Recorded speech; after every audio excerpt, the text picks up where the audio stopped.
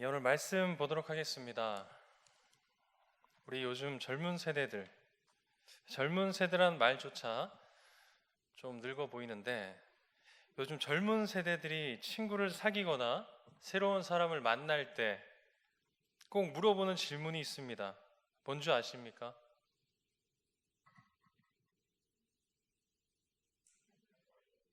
그죠? 젊은 세대 문제니까. 바로 결혼 아닙니다. 바로 성격 유형 검사인 MBTI입니다. MBTI 다 아십니까? MBTI 검사해 보신 분 있으십니까? 아, 젊으십니다. 예.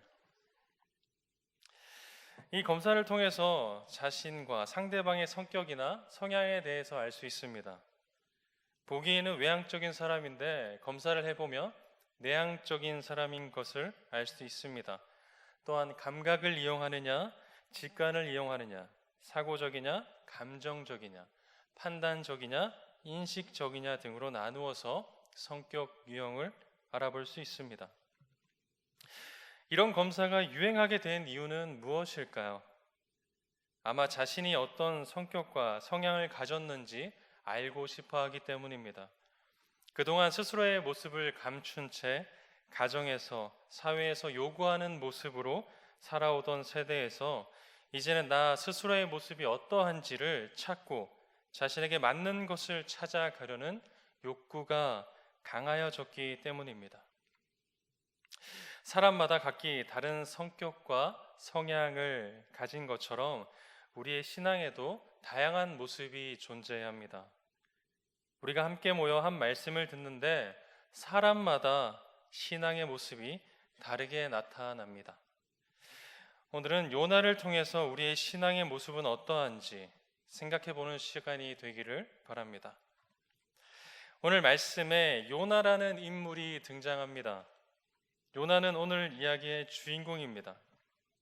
요나 이야기의 시작은 여호와의 말씀으로부터 시작합니다. 어느 날 요나에게 여호와께서 말씀하셨습니다. 너는 일어나 저 큰 성읍 니느웨로 가서 그 성읍을 향하여 외치라. 그 악독이 내 앞에 상달되었음이라.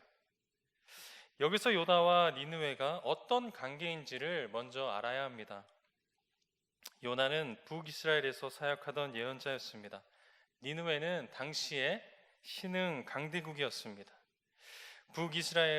북이스라엘과 아수르의 관계는 바로 적대 관계였습니다.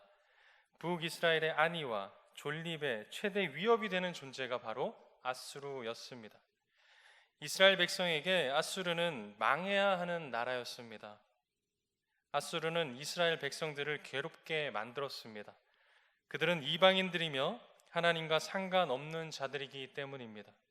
한마디로 이 관계는 한국과 일본과의 관계에 비유할 수 있습니다. 일본에게 억압받고 전쟁의 피해를 봐야 했던 우리나라, 그렇게 아직도 일본에 대한 좋지 않은 감정을 가질 때가 있습니다. 특히 한일전 축구나 게임을 하게 되면 무조건 이겨야 합니다. 목숨 걸고 응원합니다.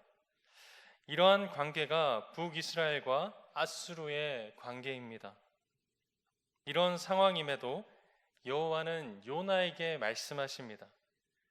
니느웨에 가서 여호와의 심판이 있기 전에 회개하고 돌이킬 것을 외치라 라고 말씀하신 것입니다. 만약 여러분이 요나라면 어떻게 하시겠습니까? 어떤 선택을 하시겠습니까? 여러분, 오늘 본문의 말씀을 다른 관점에서 생각해 보고자 합니다. 여호와께서는 요나에게 나타나셔서 너는 일어나 가라고 말씀하십니다. 2절 말씀 제가 다시 한번 읽어드리겠습니다. 너는 일어나 저 큰 성읍 니느웨에 가서 그곳을 향하여 외치라. 그 악독이 내 앞에 상달되었음이니이다 하시니라. 이 말씀의 초점은 어디에 있습니까? 니느웨에 있습니까? 여호와께서 말씀하시고 그 말씀을 받는 자는 요나입니다. 이 말씀은 요나에게 초점이 맞추어져 있음을 볼 수 있습니다. 왜 그럼 여호와는 요나에게 그런 말씀을 하신 것일까? 요나의 상황과 이스라엘 상황을 충분히 아실 텐데 왜 그런 말씀을 요나에게 하신 것일까? 성도 여러분, 우리는 신앙생활을 하다 보면 생각하지 못한 상황과 마주하게 됩니다. 그 중에 특히 하나님의 생각과 길을 헤아리기 어려운 상황을 만날 때도 있습니다. 병든 가족이 있을 때 낫게 해달라고 기도합니다. 그러나 그 병은 호전되지 않고 악화되어 갑니다. 자녀를 위해 기도합니다. 그러나 자녀가 자꾸만 엇나갑니다. 사업을 위해 기도하지만 사업이 자꾸 기울어 갑니다.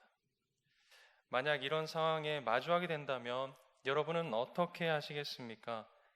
내 생각과 하나님의 생각이 다를 때, 내 기도를 들어주지 않는다고 느끼게 되는 그때 여러분은 어떻게 하시겠습니까? 요나가 그러했습니다.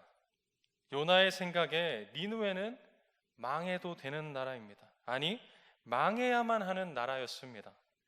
요나에게 하나님은 오직 이스라엘의 하나님이었습니다. 이스라엘이 아닌 다른 나라의 하나님으로는 생각조차 하지 않았습니다. 생각조차 할 수 없었습니다. 그 당시의 시대가 그러하였습니다. 오늘 말씀에 앞서서 하나님이 요나를 예언자로 부르신 적이 있습니다. 이스라엘 왕 여로보암 2세가 다스리던 때였습니다. 당시 이스라엘 상황은 좋지 못했습니다. 영토를 상실하고 경제는 쇠퇴해져 갔습니다. 열왕기하 14장 26절에 당시의 상황을 말해줍니다. 제가 읽어드리겠습니다. 주께서는 이스라엘의 고난이 너무 심하여 매인 사람이나 자유로운 사람이나 할 것 없이 한 사람도 남아있지 않아 이스라엘을 돕는 사람이라고는 아무도 없는 것을 보셨다. 이런 상황 가운데 하나님은 요나를 부르셨습니다. 하나님은 요나에게 말씀하셨습니다. 요나는 그 하나님의 말씀을 받고 그 받은 말씀을 전하였습니다. 이스라엘의 잃어버린 땅이 회복되고 경제가 다시 좋아지며 이스라엘 삶이 개선될 것이다 라고 이 메시지를 여로보암 2세에게 말했습니다. 이 말씀은 실제로 이루어졌으며 아마 요나는 하나님의 예언자로서 사람들로부터 호평을 받았을 것입니다. 이런 요나에게 하나님이 오늘 다시 나타나신 것입니다. 이스라엘의 위협이 되는 존재, 전쟁을 통해 자신의 땅의 경계선을 넓혀가고 자신이 지배한 땅을 폭력으로 다스리기로 유명한 아수르에 대한 말씀을 하셨습니다.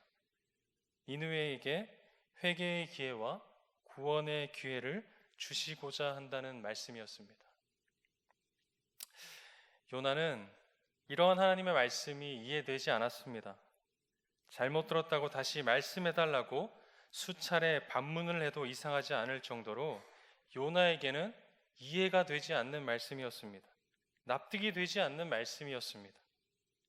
하나님께 말씀을 들은 요나는 어떻게 행동했습니까? 하나님의 말씀을 거부하고 달아나 버립니다. 우리의 모습은 어떠합니까? 우리도 이와 비슷하지 않습니까? 하나님의 뜻이 이해되지 않을 때, 납득되지 않을 때 우리는 하나님의 말씀을 거부하고 내가 선택한 곳으로 달아나 버리지는 않습니까? 요나의 신앙의 모습은 자신이 받아들이지 못하는 말씀은 하나님이라고 하여도 거부하고 달아나 버리는 타입입니다. 요나가 믿는 하나님, 요나가 생각하는 하나님, 요나가 의지하는 하나님은 진정 하나님이셨을까요? 아니면 요나의 생각과 틀 속에서 만들어낸 하나님이었을까요? 요나는 하나님이 생각하고 일하는 방식에 대해서 전혀 생각하지 않았습니다. 요나는 자신의 생각과 방식으로 하나님을 믿어왔고 하나님의 말씀을 선별하여 들어왔습니다. 오늘날 우리도 마찬가지입니다. 하나님을 거부하는 방식으로 우리는 간교한 방법을 사용합니다. 하나님의 말씀을 내 생각과 기준에 맞추어서 선별하여 듣는 것입니다. 내가 어려울 때 위로가 되는 말씀으로, 내가 힘들 때 힘이 되어주는 말씀으로, 누군가 미운 사람이 있을 때 원수를 하나님이 친히 망하게 한다는 말씀으로 우리는 말씀을 하나님이 아닌 내가 기준이 되어서 들어왔습니다. 그리고 믿어왔습니다. 하나님의 말씀이라고 해도 조금만 내 마음에 들지 않거나 귀에 거슬리면 당장에 거부하고 자신이 생각하는 좋은 곳으로 달아나 버립니다. 여러분, 하나님 말씀에 순종하는 삶을 산다는 건 어렵습니다. 하나님의 말씀이 나에게 들려지는 순간 내 안에서는 전쟁이 시작됩니다. 하나님이 부르시는 그 부르심과 내 안의 자아가 혼란을 겪게 됩니다. 하지만 이 과정을 거쳐야지만 우리의 신앙과 믿음은 성장하고 성숙되어져 갈 수 있습니다. 지금 나는 이러한 과정을 거치고 있는지 점검해 보아야 합니다. 예를 들어서 서로 사랑하라는 하나님의 음성을 들을 때 우리는 서로 사랑해야 하는 것이 마땅합니다. 내가 사랑하지 못한 사람을 생각하며 하나님의 부르심과 자아가 충돌하며 내 안에서 전쟁과 혼란이 일어나야 합니다. 그러나 나를 사랑하는 사람, 나랑 마음에 맞는 사람, 내가 좋아하는 사람만 바라보며 나는 하나님의 말씀대로 사랑하고 있어 라고 생각합니다. 이 행동은 하나님의 말씀을 거부하며 자신에게 좋은 쪽으로 달아나 버리는 얄팍한 수입니다. 서로 용서하라는 하나님의 음성을 들을 때 우리는 서로 용서해야 되는 것이 마땅합니다. 용서하지 못한 사람, 그로 인해서 관계가 깨어져 버린 사람을 생각하면서 하나님의 부르심과 자아가 충돌하며 내 안에서 전쟁과 혼란이 일어나야 하는 것입니다. 그러나 용서하지 않습니다. 용서를 마음 깊숙이 아무도 모르게 숨기고는 자신은 모든 이들과 평안하다는 거짓 웃음과 말로 포장합니다. 이 또한 하나님의 말씀을 거부하며 달아나는 모습입니다. 역설적이게도 하나님의 음성을 들을 때 그분의 요구에 거부하고 달아나고 싶은 충동이 느껴지지 않는다면 하나님의 음성을 과연 들은 것일까요? 우리는 하나님의 부르심과 내 자아를 생각해 보아야 합니다. 하나님의 부르심으로 우리의 자아를 만들어 가야 합니다. 그러나 내 자아가 하나님의 부르심을 마음대로 편집하며 내가 듣기 좋은 복음으로 만들어 버립니다. 어느 것이 옳은 신앙일까요? 요나가 하나님을 거부하게 되는 중요한 포인트가 있습니다. 여러분에게 질문을 드리겠습니다. 여러분에게 하나님은 어떤 분이십니까? 요나가 하나님의 말씀을 거부하고 다시스로 달아나는 모습은 요나가 인식하는 하나님의 모습에서 그 이유를 찾을 수 있습니다. 1절 말씀에 이렇게 시작합니다. 1절 말씀입니다. 여호와의 말씀이 아미떼의 아들 요나에게 임하니라. 요나의 아버지 이름은 아미떼입니다. 이 이름의 뜻을 보면 신실함을 의미합니다. 당시에는 이름의 뜻을 중요하게 여겼기에 아버지 이름을 보아 요나는 하나님을 공경하는 가정에서 자라났음을 알 수 있습니다. 어린 요나에게 하나님은 우리 가족의 하나님이었습니다. 그런 요나가 성장하여서 이스라엘의 예언자가 되었습니다. 이스라엘이 어려움에 처해 있을 때 하나님의 말씀을 듣고 나타나 이스라엘의 승리와 회복을 예언했습니다. 요나에게 하나님은 언제나 이스라엘을 승리케 하시는 승리의 하나님이었습니다. 그런데 승리의 하나님이 이스라엘의 원수인 니느웨에 가서 말씀을 전하라고 말합니다. 니느웨가 파멸되지 않도록 가서 회개를 말하라. 요나에게 하나님은 언제나 이스라엘의 하나님, 우리 가족의 하나님, 이스라엘을 지키시던 승리의 하나님이셨습니다. 그런데 그런 하나님의 한순간에 이해되지 않는, 납득되지 않는 하나님으로 변해버렸습니다. 요나는 그 길로 하나님의 말씀을 거부하고 다시스로 도망가 버린 것입니다. 다시스로 가던 길에 큰 폭풍을 만나 바다에 던져지게 되었습니다. 그때 하나님이 준비하신 물고기를 통해 요나를 삼키게 하셨습니다. 물고기 뱃속에서 내뱉어진 요나는 니느웨로 가서 말씀을 전합니다. 근데 이게 어찌된 일입니까? 니느웨가 회개하기 시작했습니다. 회개를 통해 니느웨는 구원받았습니다. 그 모습에 화가 난 요나는 하나님께 말합니다. 요나 4장 3절 말씀입니다. 여호와여, 원하건대 이제 내 생명을 거두어 가소서. 사는 것보다 죽는 것이 내게 나음이니이다. 아니, 이 말씀을 세 번역으로 다시 한번 읽어드리겠습니다. 주님, 이제는 제발 내 목숨을 나에게서 거두어 가십시오. 이렇게 사느니 차라리 죽는 것이 낫겠습니다. 라고 말합니다. 이런 고백은 무슨 뜻입니까? 니느웨가 안 망하는 걸 보느니 차라리 죽는 것이 낫다라는 것입니다. 요나에겐 아직도 자신의 생각과 기준이 강하게 남아 있었습니다. 큰 폭풍으로도 물고기의 뱃속으로도 요나는 바뀌지 않았습니다. 요나에게 하나님은 가족의 하나님, 승리의 하나님이 아닌 아직까지 이해되지 않고 납득되지 않는 하나님이 되어버렸기 때문입니다. 이런 요나에게 하나님의 인식이 다시 한번 바뀌게 되는 사건이 일어납니다. 바로 박넝쿨 사건입니다. 내리쬐는 뜨거운 햇빛으로 힘든 요나를 위해서 하나님은 박넝쿨을 마련해 주셨습니다. 박넝쿨이 자라서 요나의 머리 위에 그늘을 만들어 줍니다. 그늘로 인해서 요나는 기분이 좋았습니다. 그러나 다음 날 하나님은 벌레를 마련하셔서 박넝쿨을 갉아 먹게 하셨습니다. 시들게 되었습니다. 뜨거운 태양이 내리쬐는 햇빛으로 인해 요나는 또 불평합니다. 이렇게 사느니 차라리 죽는 것이 더 낫겠습니다. 하나님이 요나에게 말씀하셨습니다. 박넝쿨이 죽었다고 내가 이렇게 화를 내는 것이 옳으냐? 요나가 대답합니다. 옳다 뿐이겠습니까? 저는 화가 나서 죽겠습니다. 하나님이 말씀하셨습니다. 내가 수고하지도 않았고 내가 키운 것도 아니며 그저 하룻밤 사이에 자라났다가 하룻밤 사이에 죽어버린 이 식물을 내가 그처럼 아까워하는데 하물며 좌우를 가릴 줄 모르는 사람들이 12만 명도 더 되고 짐승들도 수없이 많은 이 큰 성읍 니느웨를 내가 어찌 아끼지 않겠느냐. 요나에게 이런 하나님의 모습은 처음이었습니다. 언제나 이스라엘의 하나님이셨고 우리의 대적자를 물리치고 승리케 하시는 하나님이셨습니다. 우리의 원수를 망하게 하시는 전능하신 하나님이셨습니다. 그런데 지금 하나님은 요나에게 생소한 모습이고 한 번도 보지 못한 모습이었습니다. 니느웨를 어찌 내가 아끼지 않겠느냐 해서 아끼다라고 번역된 히브리 단어는 문자적으로 눈물을 흘리다라는 뜻입니다.